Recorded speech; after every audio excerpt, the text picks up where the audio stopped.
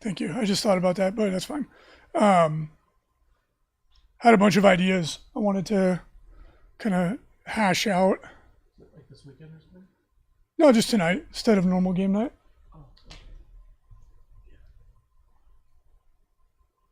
So depending on your perspective, you either will or will not be missing out.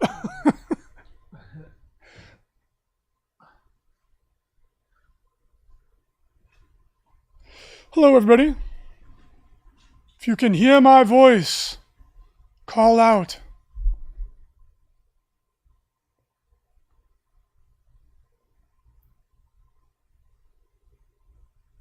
There's no browser, right? I can't see anything now.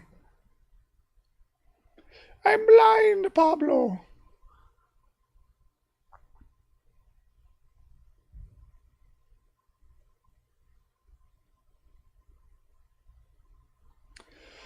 What up, Fisher Painting?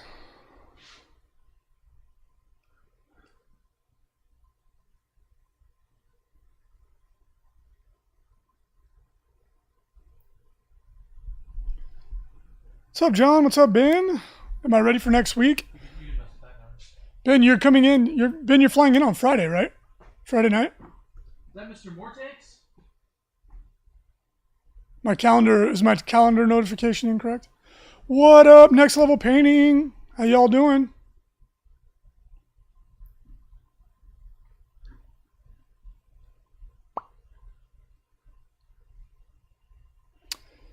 Yeah, Ben. Looking forward to having you. It's gonna be fun. Tomodachi, choo choo, Express.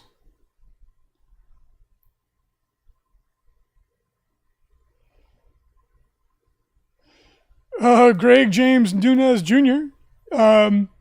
Says he'll move out to Vegas, hook a hobby nerd up with a job. Well, if you like to paint, the paint studio will probably be expanding in the not distant future, and that is a really good job here in Las Vegas. We're not really hiring in any other departments. We're not actively hiring for the paint studio right now for a in-house painter, but we probably will be in the not distant future. What up, Blue Rollins? Rat Paste. My boy Kenny Boucher. What's up, dog? Ben, yeah, I am not good at poker. I'm not terrible, but I'm really not that great. Hilariously living in Las Vegas. I'm not a gambler. I'm an entrepreneur. I think that's gambling enough. Instead of playing poker, I just gamble with my life savings on my business.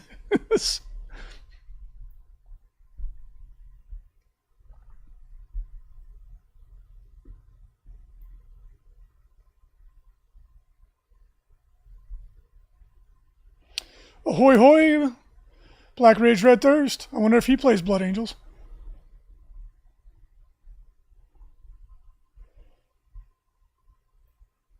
Yeah, I miss you too, bro. Like, it's crazy. It's been a year since we've seen anybody. Like, things are going in the right direction, though. You know, cases are going down. As of 2 weeks ago, 92 million Americans had gotten their first shot. And that was 2 weeks ago. So I'm feeling really, really confident that May, June, we're not like, probably not all the way back to normal, but like we're doing stuff again. What up, Justin Kiefer? Happy birthday to your wife, dude. Hope you're doing well, buddy. Thanks, Kenny.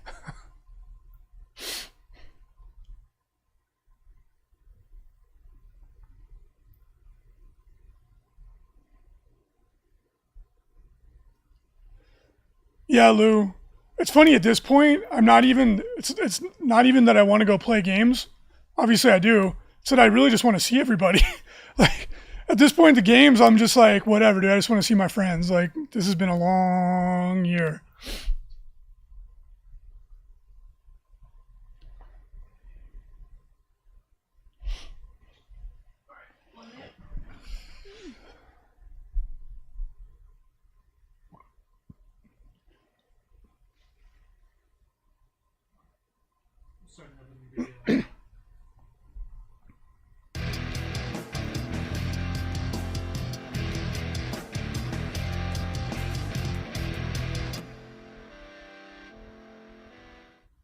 Hey everybody, welcome to Signals from the Frontline, your every Wednesday live cast, 11 a.m. Pacific Standard Time, brought to you by me, your host, Reese, aka Reesius, sometimes Reesio, depending on the day of the week and how uppity those Tau are getting. Gotta keep them down. Just kidding. I am your host, and this show is brought to you by FrontlineGaming.org, where you can get tabletop gaming goodies, gaming mats, terrain, discounted hobby products, daily blog, videos, podcasts, all kinds of cool stuff. If you like tabletop gaming, specifically Warhammer 40k, it's probably a place you want to hang out. Thank you for joining me. If you are listening to us on a podcast or watching on YouTube and you're wondering, what crazy ghosts am I talking to? Or if I am insane? Well, maybe to the second part of that question. But I'm talking to people that are joining us in chat. And if you want to do that, like I said, 11 a.m. Pacific Standard Time, you can do so via Twitch, YouTube, or Facebook. To everybody in the chat, hello. Hope you're having a great day. Thank you for joining me. Let's dive in and talk about what happened in the last week in the Warhammer hobby. Well, first of all, if you like gaming mats, which you should, we are in the last day of our promotion for the FLG mat City. City is one of the OG mats. It's one of our most popular mats, and you have until the end of the day, today, Wednesday. What is it? What is the date today? It's the 17th? Yeah, the 17th, to take advantage of that, 20% off. If you are listening to us on Friday, too bad. So sad. You're dead. But we do have another promotion going for a current new release FLG mat. This one is called Country Roads. I really like it a lot. It's a very, very aesthetically pleasing mat. It evokes a setting of, quite frankly, or quite obviously, a country road set in a pasture. Really good looking mat. It would be great for any kind of a fantasy game, modern combat game, bolt action, or it could work perfectly fine for 40K as well. So check it out. That is 18% off through next Wednesday, the 24th. And we are also running a promo on a terrain set. This one is Gothic Ruins. It is our most popular ITC terrain set. Jump in, grab it, 20% off. Pretty cool. It is a really good looking set of terrain that is also very easy to put together and paint. And unsurprisingly, it goes good on the Ruined City mat. Rad paste, those country roads do take us home to a place where we belong. I don't know, I couldn't think of anything else after that. Rolling dice, West Virginia, something, something. I don't know. But yeah, Country Roads, really nice looking mat. And if you want to take advantage of any of those promos, please do head on over to store.frontlinegaming.org and you can pick that up. Maybe grab some other fun stuff. 40K goodies, Age of Sigmar, whatever blows your hair back. Army Painter, we got all kinds of good stuff in there. All right, let's take a look at non-FLG promos and take a look at GW promos. So the big news right now is Warzone Charadon, potato. I don't know how to say it. We're going to say Charadon. Someone can correct me, I'm sure. Like in Latin, it's a hard K. I don't know. I think I was wrong on that one too. But it's going to be called Act 1, the Book of Rust, which is very interesting. You can see the table of contents here. There's some really interesting stuff in it. Kind of like the key touching points, I think, for what is going to be in this book, what looks to be the most interesting. Obviously, you have some really fun crusade rules. It's going to be a narrative campaign like Vigilus or any of the other ones we've had in the past. And what this does is it gives you a narrative campaign you can play. It gives you extra lore, and it expands the universe and the story, which is super fun. Tomodachi Express said it should have been called Warzone Charizard. I do like that. That would have been really funny. But it also gives you some new army rules, and this is for match play, which most of the people that listen to this podcast tend to be focused on match play. And Phil Kelly Rub My Belly jumps in and says it's like new formations. I guess it is kind of like formations, but in my intel missions deep behind enemy lines, they're apparently they're going to be pretty dang balanced. They may not be top tier, but from what I've seen in the rules, they look like they give you something and then they take something away to try and achieve balance. So you get a thematic force that gets a little bit of a boost, but then you don't have all the units available to them. So, we'll have to wait and see when the rules come out in greater depth what that means exactly. But as a fan, someone who's a big fan of thematic armies, I think it looks really cool.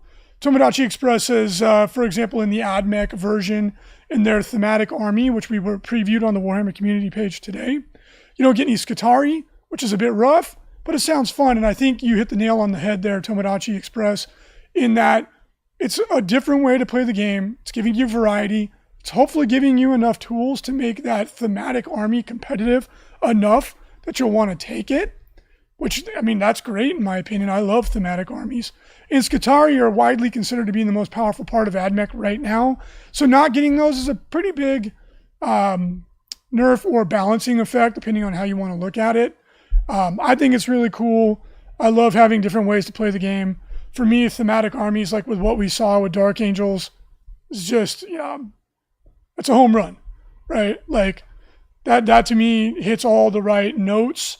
The person who's into the lore can play an army that reflects the lore. The competitive player gets something that's good and different. The hobbyist has something that looks thematic and coherent. That's a win, right? And I think GW should do everything they can to give us more powerful, balanced thematic forces. It increases the amount of variety on the tabletop too. Like using the Dark Angels example, you could play a Ravenwing army or a Deathwing army or a Greenwing army, right? Like out of one codex, you get 3 distinct playstyles. I think that's really cool. So hopefully that's what we get with these thematic forces. The Armies of Renown is what they're calling them. Rum Runner asks, is it match play? Yes, it is match play. GW did confirm that. So really, really cool to see this. Knights are getting a little bit of love. They definitely need it. Hopefully they get a boost that makes them a little bit more appealing for a competitive player. We'll have to wait and see. But I'm excited. More content is fun, especially when it touches on a lot of different armies that could use a little boost. Speaking of Dark Angels, why don't other 8th armies get beta index PDFs? Says Brian Fnord. I don't know. Couldn't tell you, man. Let me some more lore-based fluffy armies, says Lou Rollins. Hobby. I agree. It's just, when you can give everybody a little bit of what they want, that's just a win. It's like an obvious win, right? Can't wait. Speaking of which, kind of on that same topic, Bellacor's rule got a little bit of a rules preview, and holy free holies, my goodness, Bellacor is looking absolutely stunning. Not just from an aesthetic perspective with his models, the rules look really, really strong. So what we got so far from him, we got a preview of his weapon, and this is something that they're doing really commonly with the big models now, which I think is great, because before they usually got one or the other, and it kind of left him lacking. So the Blade of Shadows, which is his signature sword, you can either do a sweeping strike, which hits lots of models. So if he does this, it's 1 damage, and he gets 2 hit rolls instead of 1. So you can sweep through a bunch of little chaff models, which is cool. Or he can use Piercing Strike, which is his heavy hitting attack, and that's what he uses to fight other monsters, Bobby G, a tank, or whatever. And it strength is higher, the AP is better, and it does lots of damage. I think this is something they should do for all the big boys. Knights kind of led the way with this in many ways. And it makes it so that these models that are supposed to be absolute terrors on the battlefield they don't get tar pitted in a big unit of orcs, or they don't, they're incapable of dealing with a really high toughness, high wound enemy model. They should be able to kill almost anything, right? So I think it's great, right? Like these big, beautiful models, you want to see them on the tabletop, right? They're a core part of the lore and the aesthetic of the game. So getting them out there and having them reflect a little bit more accurately the way they're represented in the lore is only a good thing. You want a new player that comes in and just read a book about how badass Bellacor is, and then puts him on the table and gets shot off the table turn 1, or he gets stuck in a unit of orcs. That doesn't really feel right? So I'm all for this, assuming that the points are correct. That's always the hard part. Another rule that we got, this is another really strong defensive buff, Immortal Vigor. The model has a 4-up invul save. Each time a ranged attack is made against this model, subtract from that attack's wound roll. That's incredibly strong. So one of the biggest problems that we've seen with these big models is that if you don't go first and you don't put all the psychic buffs and all that stuff on them, they just get nuked off the table instantaneously. It's not fun. It makes those models a huge liability, right? Like if their defense isn't good enough, you don't get to use their amazing offense. So it's like, eh.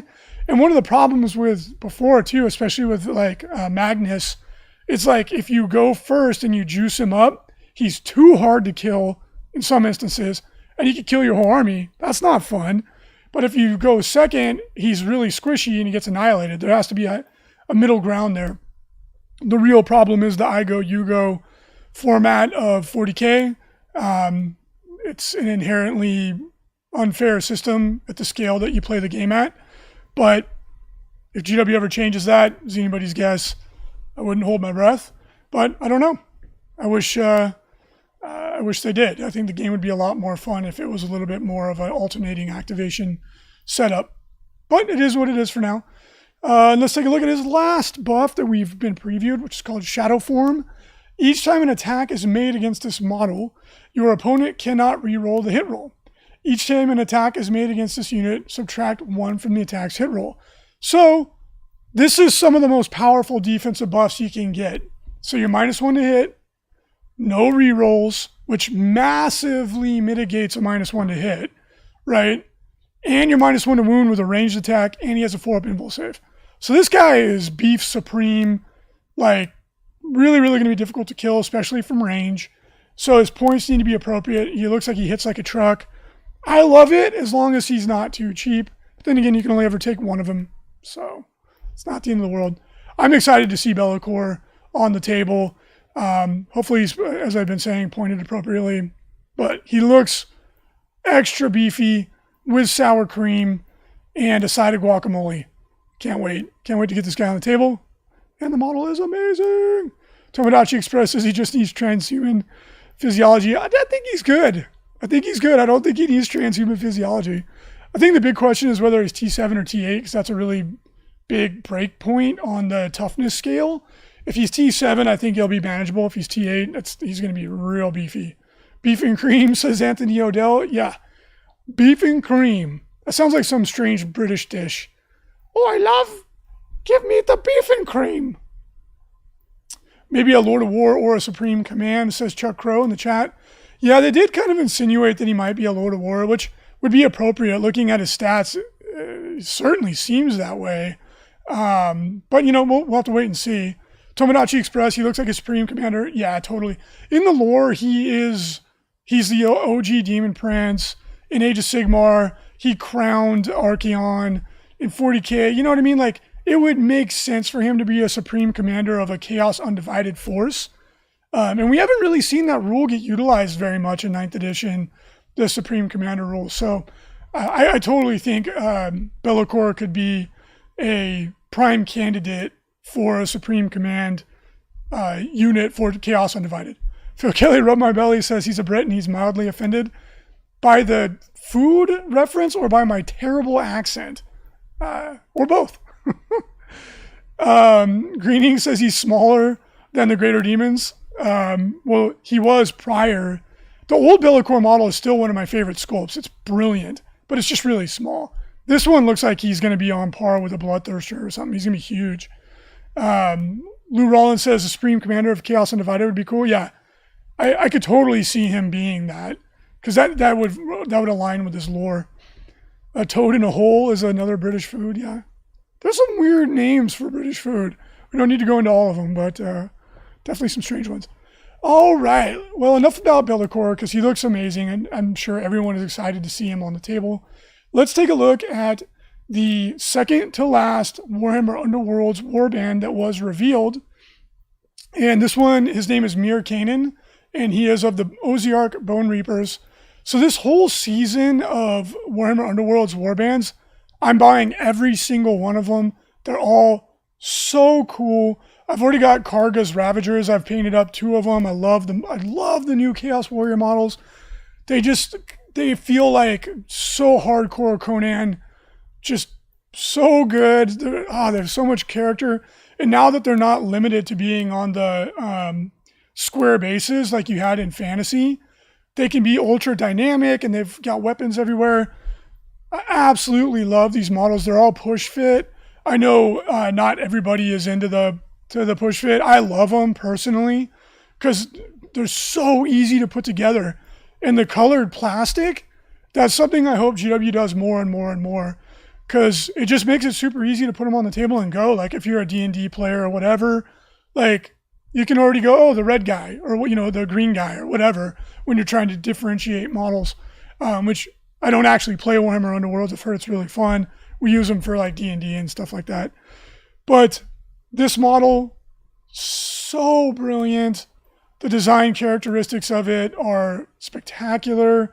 He feels like the direction they went with the Ozark Bone Reapers to make him beefy, that offsets one of the inherent like weird things about skeletons, is that they always look so weedy. Like a skeleton inherently looks just kind of like, you know, like you feel like you punched a skeleton, he'd fall apart.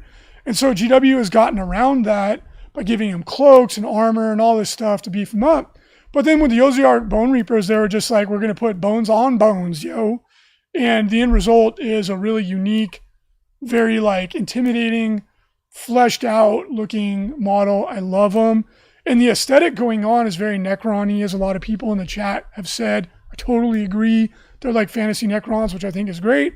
And I definitely get like a really like Benicio del Toro kind of feel to it, with the way, like, especially this model, Mir Kanan, with the kind of like the face and the big fins on the head. Like, I love it. I love it. Just really good. Supreme Strategy in the chat says they all look like bone golems if you play D&D or Pathfinder or something like that. Yeah, totally do. Really, really cool models. I'll definitely be picking this one up. And looking at the preview for the last warband that will be released this season, obviously we have Karga's Raiders, the Chaos, we have the Seraphon, which look really good. I'll definitely be picking that up. The Vampire accounts, which everybody's drooling over. Brilliant models. Can't wait to get those. Savage Orcs, the Ozark Bone Reapers. And then the last one, I thought in the silhouette that we see in the preview picture, I thought it was like a gyrocopter, but then everybody was saying it looks like some sort of like a lamprey or flying fish. And I was like, oh yeah, it totally does. Plus the symbol looks like Ideneth Deepkin, 100%. It might actually be their symbol. Forgive me if I'm missing the obvious there. So an Ideneth Deepkin warband, sign me up. I'm going to be buying every single one of these for this season. I have most of them anyway. Love it. It does definitely look like some sort of like a lamprey type fish that's flying, like swimming over a shipwreck or something like that. So very cool. Can't wait to get my hands on some more of these models. All right, big news in the 40K world. Drukhari are getting an updated codex, and they're going to be in the new Piety and Pain box set, which is coming out pretty soon. And that's going to be a combination of Sisters of Battle and Drukhari. A really fun mix there. And the new rules that have been previewed for Drukhari look really exciting. Very excited to, how many times can I say exciting in one sentence? Really looking forward to getting new rules for Drukhari. This has always, to me, been one of the most aesthetically pleasing factions in 40K. I absolutely love the models. And they have such a cool play style, right? Like, I think the game is better when you have Drukhari players running around because, you know, Space Marines all, like, I shouldn't say that. Like, you know, Space Marines are what they are. They're always super popular. But Drukhari is like such a palate cleanser, right? Like, they play in a different way. They look different. They're super fast. Really, really excited. Tomodachi Express says they look like they got a huge nerf. I don't think so, right? Like, people knee-jerk so hard. You're looking at a couple rules out of context, and they're like, GW ruined my book. And then they come out and they end up being super good. So I think Drukhari look really good. Obviously, hang tight and wait till you get the full context before you freak out. I'm thinking they look pretty good. So we won't go through every little thing that they got. All of you have already read it so far. So for Tomodachi Express says he was joking. You got me. Rummer says it's going to make a witch army. Really excited. Phil Kelly Rub My Belly says the combat patrol box is a real bargain. Yeah, there's some Drukhari are badass, man. And like, I think you can make a strong argument that they are the truly evil faction in the game because they are conscientiously evil by choice. You know, like orcs are just having fun. They're doing what comes to them by their nature.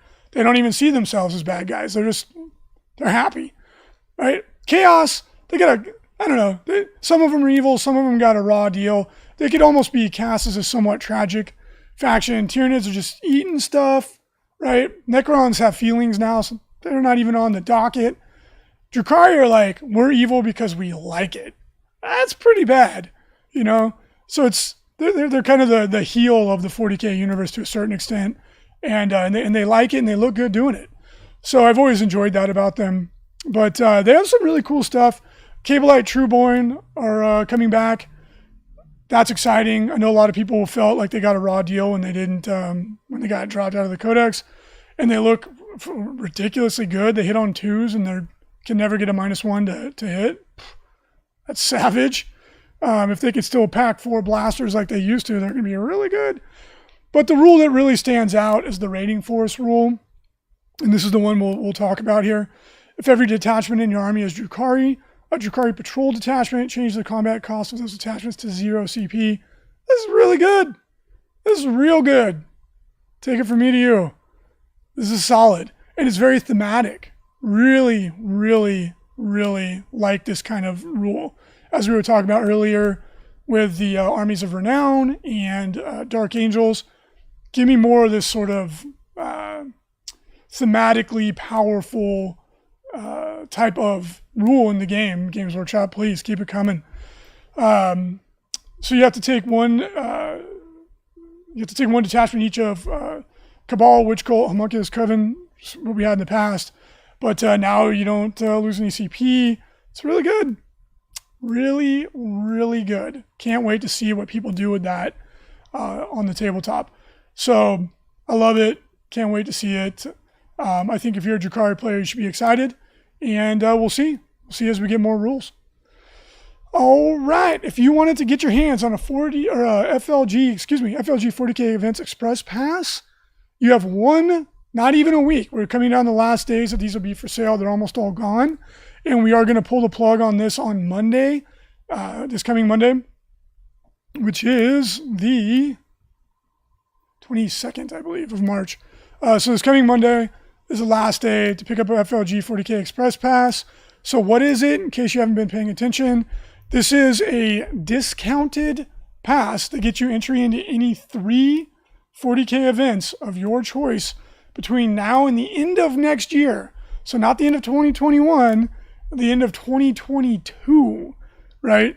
So over 14 events to choose from. We're adding more events as we go. It's a really good deal. It saves you about 23% off of MSRP on the tickets, and you get early registration. So it's a really good deal. You have, 21 months to use it. So lots of time, lots of events to choose from. And if you have already purchased an Express Pass and you wanted to use one of your 3 credits for the Atlantic City Open, which is coming up in June, please check your email and let us know that you want to use one of your credits so that we can make sure to take those tickets out of registration when we open up general registration. So again, this coming Monday, which I believe is March 22nd, is the 22nd, is going to be the deadline to pick up one of those discounted Express Passes.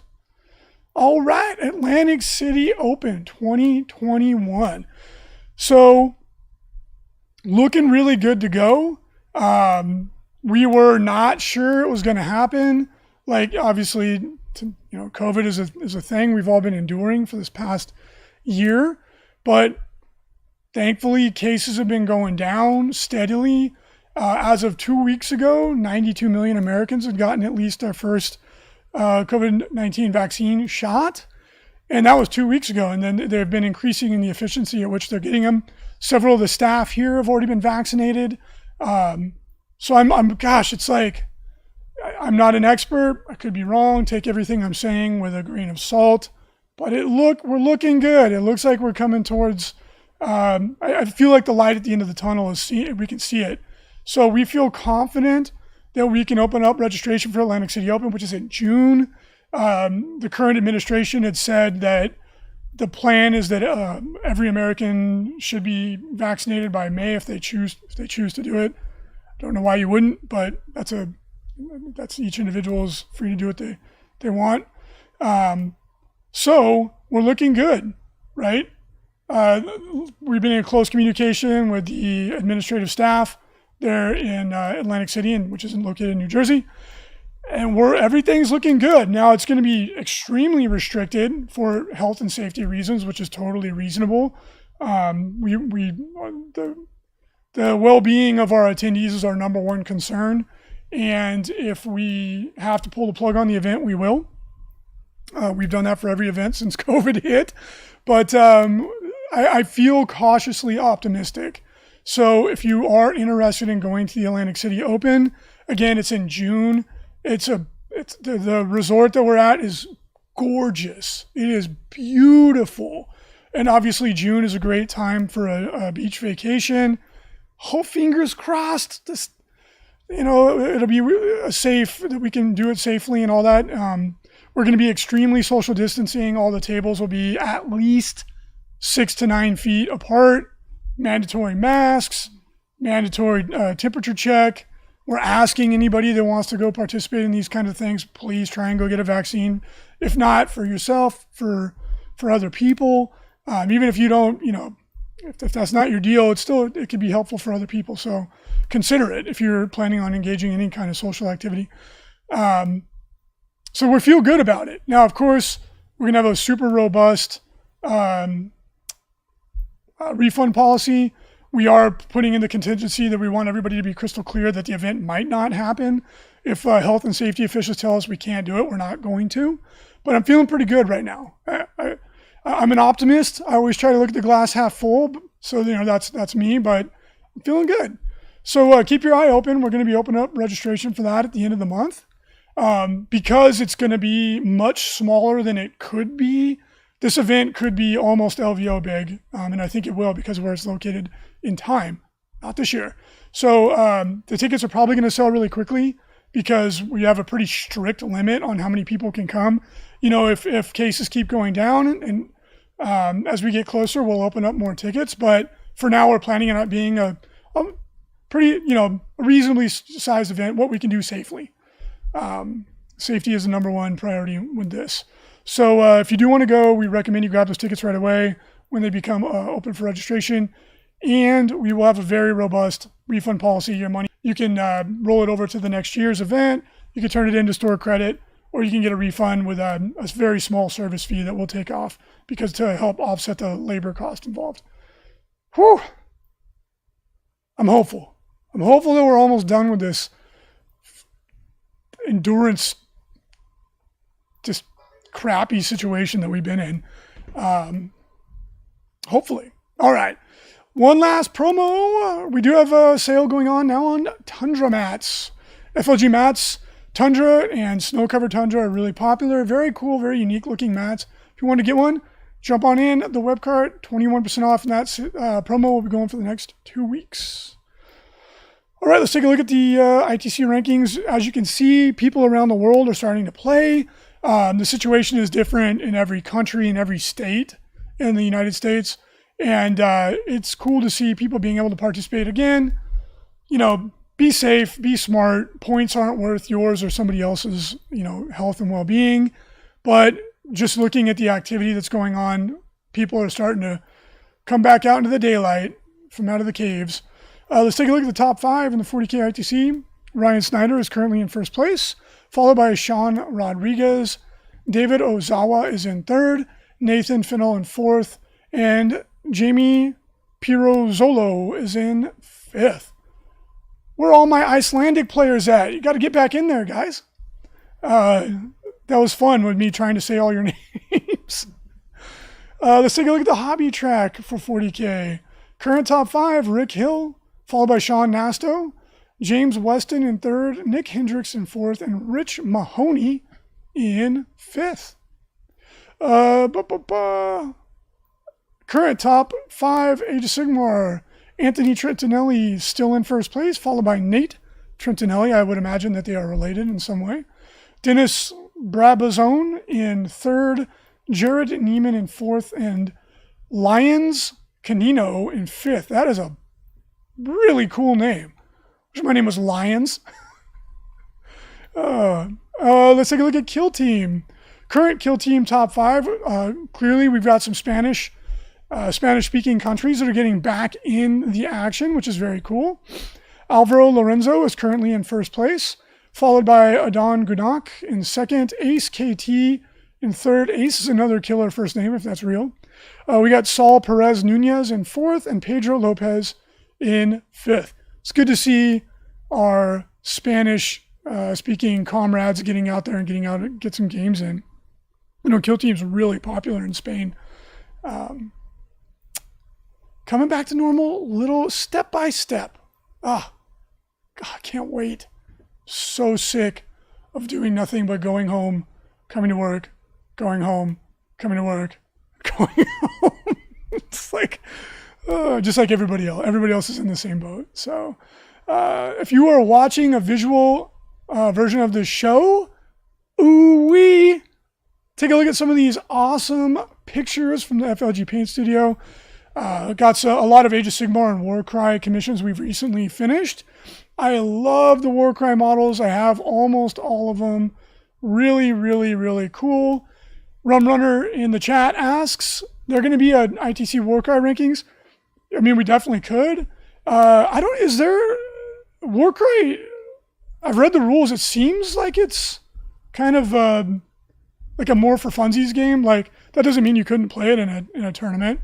The game looks super fun. If there is an organized scene for Warcry, let me know. We would be more than happy to set up an ITC ranking system for Warcry. I just wasn't aware of whether or not that is something that people played at events. I mean, I don't see why not, right? It's just the game looks badass, and the terrain and everything. Oh, gorgeous game. And these, obviously, the first ones are the Iron Golems. Then we've got some Night Haunts. Very, very cool. Ooh, the Splintered Fang is what these sort of like Greek themed poison. I don't know what's going on, but I love them. They look great. Kind of gladiatorial theme. And then we have the Corvus Cabal, bird themed Warcry warband, and the models are brilliant. Tomodachi Express says it's super casual and kind of swingy, but it's great. Yeah, that's the feeling I got from it. That the rules look really good for like a narrative, like a league, and you could totally play it at a tournament. Why not? But it does look very, very luck dependent. And yeah, the models are spectacular. So good. John Machado, is that J-Mac? What's up, dude? And yeah, Frankie is not on Signals from the Frontline anymore. That could change, of course. But he, as the company has been growing and there's more and more to do, he is focusing more on operational tasks internally. So, we made the decision that it would probably be better for him to focus on that and not dedicate a couple hours of his week every week to Signals. So you're stuck with my ugly mug.